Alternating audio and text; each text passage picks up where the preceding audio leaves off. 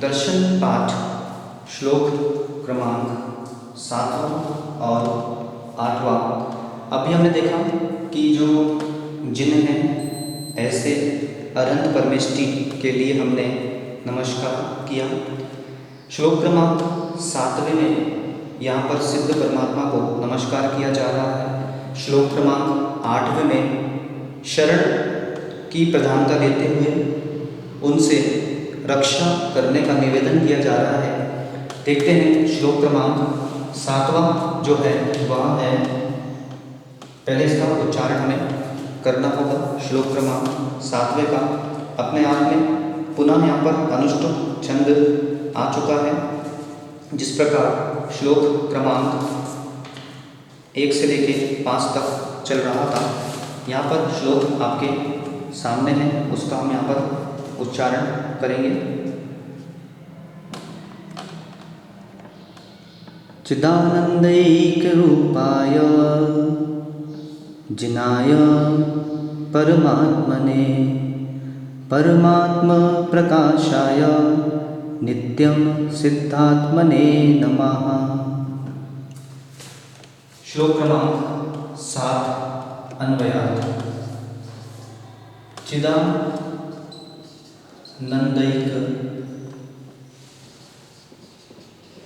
रूपाय जिनाय परमात्मने परमात्म प्रकाशाय नित्यं सिद्धात्मने नमः। श्लोक क्रमांक 7 का चारों चरण आपके सामने हैं। यहाँ पर इनका हमें अर्थ देखना होगा, अन्वयार्थ देखना होगा। चलते हैं चारों चरण के अन्वयार्थ की ओर। चिदानंदैक रूपाय, सर्वप्रथम यहाँ पर जो शब्द है चिदानंदैक रूपाय, चित आनंद एक रूप, और यहाँ पर पुनः गे विभक्ति लगी है। सर्वप्रथम यहाँ पे ता का दा हुआ है। 68 नंबर का सूत्र लगा, वर्ग प्रथमा पदांत स्वरघोष वत्सु तृतीया, प्रथम वर्ग तृतीय वर्ग हुआ है। आनंदैक यहाँ पर सूत्र 25 नंबर का लगा है।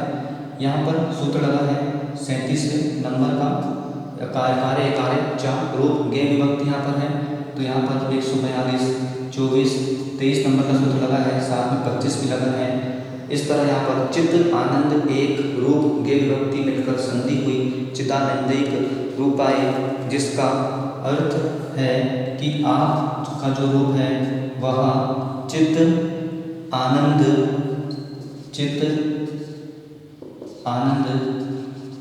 स्वरूप आप हैं, ऐसा इसका अर्थ निकला। जिनाय परमात्मने, जिनाय जो शब्द है पुनः यहाँ पर यह गे विभक्ति लगी, यही सूत्र लगे हैं। हमने देखा था पूर्व चरण में, जिसका अर्थ निकलता है जिन के लिए। परमात्मने यह शब्द है, तो इसका यहाँ पर अर्थ निकलता है परम आत्म। 23 24 25 वह सूत्र लगा, साथ में संप्रदान कारक में यह गया है। इसका अर्थ निकलता है परम अर्थात उत्कृष्ट आत्मा के लिए। यहाँ पर है परमात्म प्रकाशाय, परमात्मा अर्थात परम आत्म, परमात्मा के लिए यहाँ पे 23 24 और 25 नंबर का सूत्र लगा। यहाँ पर गे विभक्ति लगी है, यही सूत्र यहाँ पर लगे हैं, पुनः नहीं लिख रहे हैं यहाँ पर। परम आत्म प्रकाशाय, यहाँ पर परम आत्म से तात्पर्य है परम आत्म तत्व। प्रकाशाय यहाँ पे शब्द है, यहाँ पर संबंध सूचक चिन्ह लगाना होगा, जिसका हमको अर्थ निकालना होगा का प्रकाशाय अर्थात परम आत्म तत्व के प्रकाश के लिए, यह परम आत्म तत्व के प्रकाशक। यहाँ पर अंतिम है नित्यम सिद्धात्मने नमः। नित्यम जो शब्द है यहाँ पर 91 नंबर का सूत्र लगा, मोनुस्वार व्यंजन है, पदांत मकार का अनुस्वार हुआ है। सिद्धात्मने जो यहाँ पर शब्द है वह संप्रदान कारक में गया है और 23, 24, 25 नंबर का यहाँ पर सूत्र लगेगा। नमः मतलब हम देख चुके हैं, नमस्कार हो सिद्धात्मने अर्थात सिद्ध आत्मा, अर्थात सिद्ध आत्मा के लिए इसका अर्थ निकलेगा। इस तरह यहाँ पर पूर्ण श्लोक का अर्थ देखेंगे। यहाँ पर नमस्कार किया गया है सिद्ध आत्मा के लिए, नित्य यहाँ पे से तात्पर्य है हमेशा, सिद्ध आत्मा के लिए हमेशा नमस्कार हो। वह सिद्ध आत्मा कौन से विशेषणों से युक्त है? तो सर्वप्रथम चित्त आनंद स्वरूप है, चिदानंद रूपाय। दूसरा जिन है, जिनके लिए जिन परमात्मा है, उत्कृष्ट परमात्मा है, परमात्मा है और परमात्मा तत्व का प्रकाशक है वह आत्मा, सिद्ध आत्मा। ऐसा चौथा विशेषण ये दिया हुआ है। पूरा अर्थ इसका क्या निकला, एक बार अवश्य इस अर्थ को श्रवण करेंगे। श्लोक यहाँ पर आपके सामने है, श्लोक देखेंगे एक बार। श्लोक क्रमांक 7वां, चिदानंद रूपाय। हे भगवान, आत्म आनंद स्वरूपी जिनेन्द्र के लिए, उत्कृष्ट आत्मा के लिए, परम आत्म तत्व के प्रकाशक और सिद्ध आत्मा के लिए हमेशा नमस्कार हो, नमस्कार हो, नमस्कार हो। नित्यम सिद्धात् मने नमः। यह जो 7वें नंबर का श्लोक है, 6वें नंबर का श्लोक है, इन दोनों श्लोकों को आप मंगलाचरण के लिए स्मरण करें और सभा आदि में, मंगलाचरण में जब जिनालय पहुँचते हैं तो ढंगोकार आदि के साथ यह दोनों श्लोक भी अवश्य पढ़ें, पूरा दर्शन पाठ भी पढ़ें। श्लोक क्रमांक 8वें पर आइए। श्लोक क्रमांक 8वें का उच्चारण ध्यान से श्रवण करेंगे। अन्यथा शरणं नास्ति त्वमेव शरणं मम, तस्मात् कारुण्य भावेन रक्ष रक्ष जिनेश्वर। चलते हैं श्लोक क्रमांक 8 की। और यहाँ पर जो 8वां श्लोक है, वर्तमान में कितने जीव हैं जो नाना शरण को प्राप्त हो रहे हैं और नाना शरण को प्राप्त होते हुए अंत में जब सब उनकी शरण को प्राप्त हो सके, ऐसा वह पुरुषार्थ नहीं कर रहे हैं। श्रेष्ठ शरण वही है जिसकी शरण को प्राप्त करते हुए भविष्य में जीव हमारी शरण को प्राप्त करे। यहाँ पर श्लोक क्रमांक 8 इस प्रकार है। अन्यथा शरणं नास्ति त्वमेव शरणं मम, तस्मात् कारुण्य भावेन रक्ष रक्ष जिनेश्वर। आइए चलते हैं इस श्लोक के अन्वयार्थ की ओर। श्लोक क्रमांक 8। अन्यथा से तात्पर्य है आपके सिवा, शरणम नास्ति। शरणम यह जो शब्द है, पुनः यहाँ पर 91-236 नंबर के सूत्र लगे हैं। शरणम नास्ति, न अस्ति, न अस्ति 23, 24 और 25 नंबर का यहाँ पे सूत्र लगा। शरण ना से नहीं और अस्ति से है, आपके सिवा शरण नहीं है। अगला क्या है? त्वमेव शरणं मम, अर्थात तुम से यहाँ पर तात्पर्य है आप। तुम जो शब्द है यहाँ तुम और एव दो शब्दों से मिलकर बना। एव यहाँ पर जो है वह अव्यय है और तुम जो शब्द है वह युष्मल का रूप है। सी विभक्ति लगी है। 347 नंबर का सूत्र लगा। त्वमहं सौ विभक्तयो से, और यहाँ पर 25वें नंबर का सूत्र भी लगा है, संधि होकर बना त्वमेव, अर्थात आप ही। शरणम एव से तात्पर्य यहाँ पर ही है और हमेशा एव का अर्थ ही निकलेगा किसी भी अवस्था में। शरणम पुनः यहाँ पर शरणम के लिए 91-236 नंबर का सूत्र हमने लगाया जिसका नाम है शरण।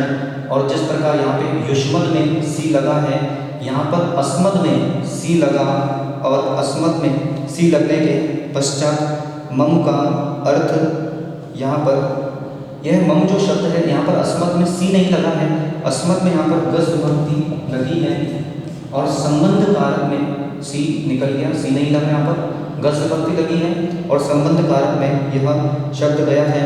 358 नंबर का सूत्र यहाँ पर लगेगा। सूत्र है तब मम गसी, जहाँ पर इस मम का अर्थ निकलता है मेरी, आप ही मेरी शरण है, ऐसा इसका अर्थ निकला। चलते हैं अगले चरण की ओर। तस्मात् कारुण्य भावेन, तस्मात् का अर्थ है इसलिए, कारुण्य भावेन, कारुण्य भावेन अधिकरण में यह गया है, यहाँ पर गी विभक्ति लगी है और यहाँ पर 23, 27 और 25 नंबर का सूत्र लगकर भाव शब्द है, भाव शब्द से भावेन नहीं, यहाँ पर गी विभक्ति का प्रयोग हमको नहीं करना है क्योंकि यहाँ पर इन है, इसलिए इंटा सूत्र यहाँ पे लगता है। यहाँ पे टा विभक्ति लगी है, सी औ जस अम औशस टा भ्याम विक्स भिस, इसलिए दर्शनेन शब्द हमने बनाया था द्वितीय श्लोक में, आपको स्मरण में होगा। जिस प्रकार हमने दर्शनेन शब्द में सूत्र लगाए थे 25, 27, 138, उसी प्रकार भावेन शब्द भी वैसे ही बनेगा, जिसका अर्थ निकलता है भाव, कर्ता ने कर्म को करण से, भाव से, और यहाँ पर कारुण्य शब्द है तो कारुण्य का अर्थ निकलता है दया, इसलिए दया भाव से, दया भाव से क्या निवेदन कर रहे हैं? रक्ष रक्ष जिनेश्वरा, यहाँ पे जिनेश्वर शब्द है, हमें इस तरह यहाँ पर संबोधन चिन्ह ग्रंथों में मिलना चाहिए। हे जिनेश्वर, जिनके ईश्वर, 23, 27, 25 नंबर का सूत्र लगा, जिन ईश्वर, रक्षा करो, रक्षा करो। इस तरह यहाँ पर इस श्लोक क्रमांक 8 का अर्थ निकलता है।